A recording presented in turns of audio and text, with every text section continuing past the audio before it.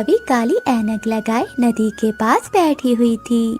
तभी उड़ता हुआ कालू कौवा वहाँ आ जाता है। काफी सुंदर कवि, तुम बहुत सुंदर लग रही हो। क्या क्या मैं सच में बहुत सुंदर हूँ? हाँ, तुम बहुत ही सुंदर हो। काले काले पंख, लंबी लंबी टांगे, तुम ही तो मेरे सपनों की शहजादी हो। कव्वे, तुम भी बहुत सुंदर हो। क्या तुम्हारे पंख भी मेरी तरह काले हैं? हा हा हा हा हा, देख लो, देख कर बताओ। हाँ हाँ, देख रही हूँ। तुम भी मेरी तरह बहुत सुंदर हो। मेरी तरह काले काले पंख और बड़ी सी लंबी चोंच। तुम ही मेरे सपनों के शहजादे हो। मैं तुमसे शादी करना चाहता हूँ, क्या तुम करोगी मुझसे शादी? हाँ, मगर तुम्हें मेरी माँ से इजाजत लेना होगी, फिर ही मैं करूँगी तुमसे शादी। मैं मना लूंगा तुम्हारी माँ को। फिर कालू कौवा वहाँ से चला जाता है। थोड़ी देर बाद गोरी कवि की माँ वहाँ आ जाती है। बेटी, अब घर चलो, यहाँ क्यों बैठी हुई हो? माँ, मैं देख तो नहीं सकती, मगर महसूस तो कर सकती हूँ। मुझे यहाँ बैठना बहुत अच्छा लगता है। फिर बूढ़ी कवि अपनी अंधी बेटी को लेकर घर चली जाती है। माँ, मैं शादी करना चाहती हूँ। बेटी, कौन करेगा तुमसे शादी? तुम तो देख नहीं सकती हो और घर के भी कोई काम नहीं कर सकती हो। माँ, एक कौवा मिला था मुझे आज, उसने मुझे पसंद कर लिया है। वो शादी करना चाहता है मुझसे। क्या तुमने उसे बताया कि तुम देख नहीं सकती हो? नहीं माँ, इस बार मैं पहले नहीं बताऊंगी, शादी के बाद खुद ही पता चल जाएगा। दूसरे दिन कालू कौवा सुबह सुबह तैयार होता है और अपने घर से निकलकर गोरी कवि के घर जाता है। गोरी, मैं आ गया। माँ कहाँ है? मैं तुम्हारी माँ से शादी की इजाजत लेने आया हूँ। कौवे जी, क्या तुम करोगे ना मुझसे शादी और मेरी माँ को मना लोगे ना? हाँ हाँ, मैं तुम्हारी खातिर सब कुछ कर सकता हूँ। माँ, माँ, यहाँ आओ, कोई आपसे मिलने आया है। बूढ़ी माँ अंदर से आती है। माँ जी, मैं शादी करना चाहता हूँ आपकी बेटी से। बेटे, अगर तुम्हें मेरी बेटी से शादी करनी है तो बाग से पहले मेरे लिए मीठे मीठे अमरूद लेकर आओ, फिर ही मैं करूँगी शादी अपनी बेटी की। मैं लाऊंगा, मैं गोरी जी के लिए कुछ भी करूँगा। फिर कालू कौवा वहाँ से उड़ता है। माँ, आपने कालू को अमरूद लेने क्यों भेज दिया है?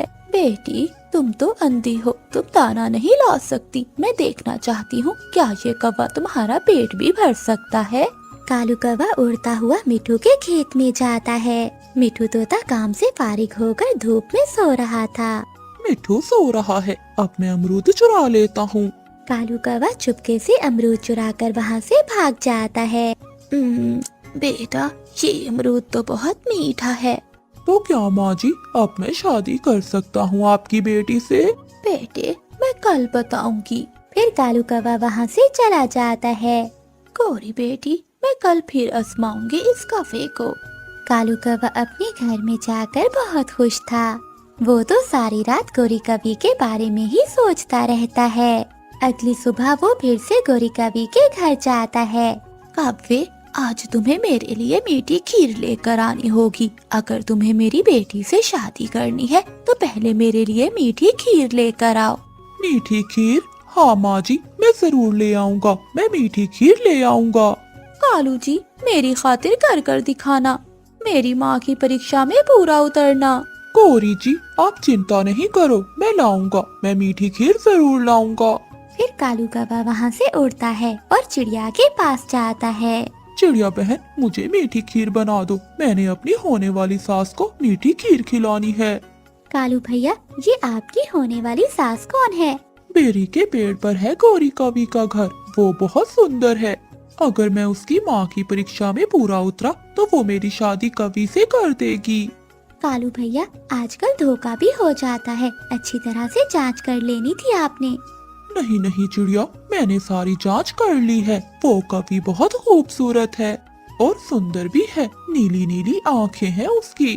फिर रानो चिड़िया कालू कौवे के लिए मीठी खीर बनाती है और उसे दे देती है। कालू कौवा मीठी खीर लेकर गोरी कवि के घर जाता है। मुझे पता था कालू जी आप जरूर कर लोगे। माँ जी, क्या अब मैं शादी कर सकता हूँ? हाँ हाँ बेटे, अब तुम शादी कर सकते हो। अगले दिन कालू कौवा चिड़िया और तोते को साथ लेकर आता है और कालू कौवे की शादी हो जाती है। कालू, तुम्हारी दुल्हन ऐनक क्यों नहीं उतार रही है? हा, हो सकता है कालू तुम्हारी दुल्हन अंधी हो। मिठू, मैं तुम्हारी चोंच तोड़ दूंगा। चुप कर जाओ, अगर किसी ने सुन लिया तो। फिर कालू कौवा गोरी कवि को ब्याह कर अपने घर ले जाता है। कालू जी, ये घर तो बहुत सुंदर है और बड़ा भी। ये कभी पागल है, मेरे टूटे हुए घर को सुंदर कह रही है। हाँ, मेरा घर बहुत सुंदर है, मेरी माँ ने बनाया था। गौरी जी, अब ये ऐनक उतार भी दो। क्या तुम ऐनक रात को भी लगाती हो? नहीं नहीं कालू जी, मैं तो बस सोने के समय ही ये ऐनक उतारती हूँ। गोरी कवि की इस बात से कालू कवि को शक पड़ जाता है और वो उड़कर दूसरी जगह जाकर बैठ जाता है। पति जी, मैं घर का ध्यान रखूंगी और तुम दाना ले आया करना। मैं और कोई काम नहीं कर सकती, माँ ने शुरू से ही मुझे कोई काम नहीं करने दिया। कालू कवि की दुल्हन दूसरी तरफ देखकर बातें किए जा रही थी। इसका मतलब ये कवि अंधी है। मैं यहाँ हूँ, वहाँ नहीं। अपनी ऐनक उतार दो, मुझे सब मालूम हो गया है। आखिर कब तक तुम ये छुपाओगी? पति जी, मुझसे कोई शादी नहीं करता था, इसलिए मैंने इतनी बड़ी बात आपसे छुपाई। गौरी, अब ये ऐनक उतार दो। अब हमारी शादी हो गई है। अब तुम अंधी हो या लंगड़ी, इससे कोई फर्क नहीं पड़ता। अब तुम मेरी पत्नी हो और मैं भी कोई जवान नहीं हूँ। अगर तुम मुझे देख लेती तो मुझसे कभी भी शादी ना करती। ये सुनकर गोरी कवि हंसने लगती है। कालू जी, आप मुझे क्यों छोड़कर चले गए? अब मैं किसके सहारे जीऊंगी? गोरी कवि के आंसू देखकर जंगल के सभी पक्षी उसे नफरत से देखते हैं। मैंने तो पहले ही कहा था कि ये कवि बहुत मनहूस है। जिस भी कवि से शादी करती है वो दूसरे दिन मर जाता है। अब तक इस कवि के 4 पति मर चुके हैं, मनहूस कहीं की। मैं तो कहता हूँ कि कवि को चीलों के हवाले कर देते हैं। नहीं नहीं मिठू जी, ये कवि तो बहुत मनहूस है। अगर चीलों ने इसे खा लिया तो वो भी मर जाएंगी। जंगल के सभी पक्षी गोरी के बारे में तरह तरह की बातें कर रहे थे, मगर गोरी कवि अपने पति की लाश के सामने बैठी रो रही थी। चलो चलो चले यहाँ से। अगर इसकी मनहूसियत हमें लग गई तो कहीं हम भी ना मर जाएं। मनहूस कहीं की मर क्यों नहीं जाती? मैं मनहूस नहीं हूँ। मैं मनहूस नहीं हूँ। अगले दिन गोरी कवि अपने घर के बाहर बैठी सोच रही थी। ऐ ऊपर वाले, मैं जब भी शादी करती हूँ तो मेरा पति न जाने क्यों मर जाता है। क्या मुझे कभी पति का प्यार नहीं मिलेगा?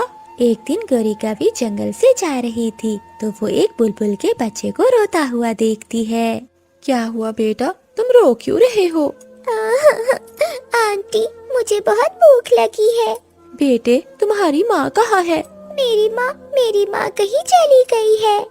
रो नहीं बेटा, मैं तुम्हारे लिए कोई फल लेकर आती हूँ। रोते हुए बच्चे पर तरस खाकर गोरी कवि उसे कुछ फल लाकर देती है, लेकिन वो फल जहरीले थे, जिसे खाने के बाद बुलबुल के बच्चे की मौत हो जाती है। ऐ ऊपर वाले, ये क्या हो गया? ये बच्चा तो मर गया। बेटा उठो, वरना जंगल वाले मुझे फिर से मनहूस कहेंगे। तभी वही बुलबुल आ जाती है। अरे मनहूस कवि, तू यहाँ क्या कर रही है? और ये मेरे बेटे को क्या हो गया है? बुलबुल बहन, तुम्हारा बेटा तो मर गया। क्या कवि, तुमने मेरे बेटे को भी मार दिया? मनहूस कहीं की। बुलबुल बहन, मैंने तुम्हारे बेटे को नहीं मारा, बस उसे कुछ फल ला कर दिए थे। मनहूस कवि, तेरा साया मेरे बेटे पर पड़ते ही तो उसे भी खा गई। मनहूस कहीं की।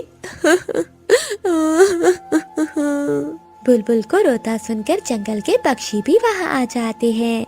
क्या हुआ बुलबुल, तुम ऐसे क्यों रो रही हो? ये काली कवि, ये मनहूस कवि ने मेरे बेटे को मार दिया।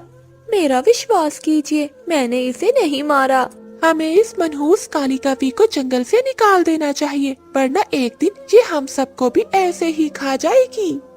हाँ मिठू, तुम बिल्कुल ठीक कह रहे हो। इस काली कवि को हमारे जंगल में रहने का कोई अधिकार नहीं है। फिर जंगल के सभी पक्षी गोरी कवि को जंगल से बाहर निकाल देते हैं। जंगल से निकाले जाने पर गोरी कभी नदी के किनारे पर जाती है। लगता है जंगल के पक्षी बिल्कुल ठीक कह रहे हैं, मैं मनहूस हूँ।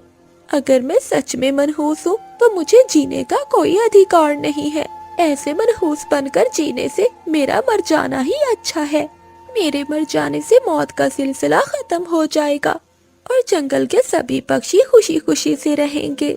मैं पानी में डूबकर अपनी जान दे दूंगी। जैसे ही गोरी कभी छलांग लगाने जाती है तो वहाँ मीनू मौसी आ जाती है। क्या हुआ कवि, भरी जवानी में क्यों डूबने जा रही हो? मौसी, मुझे मरने से मत रोको, मुझे मर जाने दो। कवि, ऐसी क्या बात है जो तुम अपनी जान देने जा रही हो? जंगल के सभी पक्षी मुझे मनहूस समझते हैं, इसलिए मैं जीना नहीं चाहती। कवि, मेरे साथ भी ऐसा ही हुआ था। क्या मौसी, तुम्हें भी सब मनहूस समझते थे? हाँ कवि, मगर मैंने मुसीबत का सामना किया। तुम भी मुसीबत का सामना करना सीखो, फिर देखना एक दिन तुम्हारे जीवन में बहुत सारी खुशियाँ आएंगी। मीनू मौसी की बातें सुनकर गोरी कभी ने मुसीबतों से लड़ने का फैसला कर लिया। तुम्हारी बात ठीक है मौसी, अब मैं मरूंगी नहीं बल्कि लड़ूंगी। ये हुई ना बात, अब हम दोनों दोस्त बनकर रहेंगी। फिर मीनू मौसी और गोरी कभी कुछ दिन साथ रहती हैं। एक दिन एक कौवा मीनू मौसी के पास आता है। मीनू मौसी, ये कौन है? डरो नहीं गोरी, ये भी मेरा दोस्त है, ये भी तुम्हारी तरह बहुत दुखियारा है। मीनू मौसी, ये कभी कौन है? फिर मीनू मौसी गोरी कभी के बारे में सारा बताती है। अच्छा मीनू मौसी, ये भी हमारी तरह मुसीबत की मारी है। एक बात पूछूं कवे जी? हाँ हाँ पूछो। आपके साथ क्या हुआ था? मुझे भी जंगल के वासियों ने मनहूस कहकर निकाल दिया था। मगर आपके साथ ऐसा क्या हुआ था कि जंगल के पक्षियों ने आपको बाहर निकाल दिया? मैं अपनी पत्नी के लिए मीठे फल लाया था, मेरी पत्नी वो फल खाते ही मर गई। क्या इस बात पर जंगल के पक्षियों ने आपको बाहर निकाल दिया? नहीं कवि, मुझे कुछ दिनों बाद एक बहुत बड़ी बीमारी लग गई। मुझे जंगल के पक्षियों ने मेरे बच्चों के साथ बाहर निकाल दिया। कौवा रोने लगती है और वापस चली जाती है। रास्ते में जाते हुए रानू चिड़िया को पहाड़ों के पास कालू कौवा और भूरा कौवा बैठे हुए दिखाई देते हैं। चिड़िया वहाँ जाती है। कालू, शर्म करो, तुम यहाँ अपने आवारा दोस्त के साथ बैठे हो और वहाँ तुम्हारा बेटा बुखार के कारण मर रहा है।